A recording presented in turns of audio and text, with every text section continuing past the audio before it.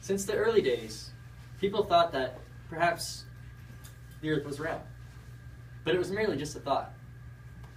The concept that earth might be round started back in the days of ancient Greek philosophy around the 6th century BC, but again, it was merely just a thought that somebody had.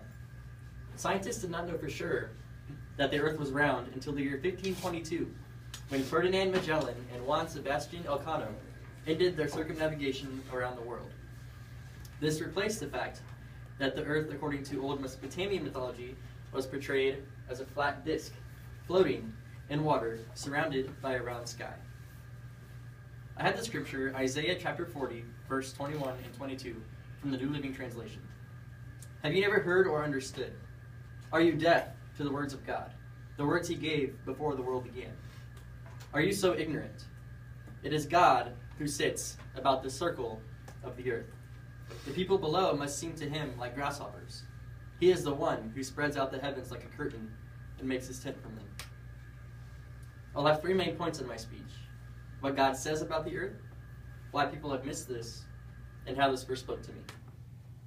The scripture says it is God who sits enthroned above the circle of the earth.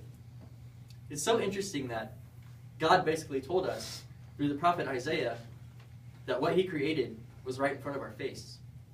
For a Bible reader, back in the day, somebody whose Bible was the Old Testament, while reading the scripture, should have taken this verse and told others, those that might think the world is flat, or those that might think the world is any shape other than a sphere or circle, that our God created something much bigger and quite different. In the Old Testament days, there were scientists and philosophers that believed the earth was flat. In fact, most people of that day held the belief that the world was flat.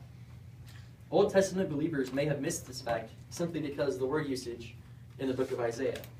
The prophet Isaiah had a bit of a different writing style than the other Old Testament prophets. He spoke in metaphors and alliterations quite a bit, using general statements and maybe not literal ideas like most of the other writers. Someone may have read this and said, oh, circle's just talking about every single person that covers the earth.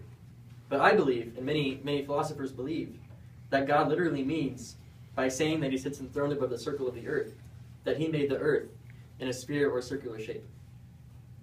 This was actually pointed out to me while taking theology and apologetics class last semester at SAGU.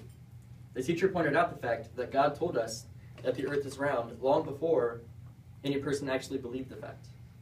Since I've heard about this, I've told many of my Christian friends kind of in my circle, and they've all pretty much had the same reaction I did. This verse encourages and challenges me to sit back and realize how big our God truly is, and that even though people at the time it's happening might not realize what God is doing, he's always up to something huge in our lives, and he knows how to take care of us in every aspect. So today, we've discussed the fact that the earth is round, according to the book of Isaiah, and not flat, like the early people believed. We've talked about how people could have easily skipped over or missed this fact, even though it was right in front of their face. And we also talked about how that this verse spoke to me in a very deep way. I talked about how our God is bigger than anything thrown our way, just judging by his creation and how he works his miracles. I hope this encouraged you today. And remember, our God is big. You can trust and believe him for anything. Thank you for your time.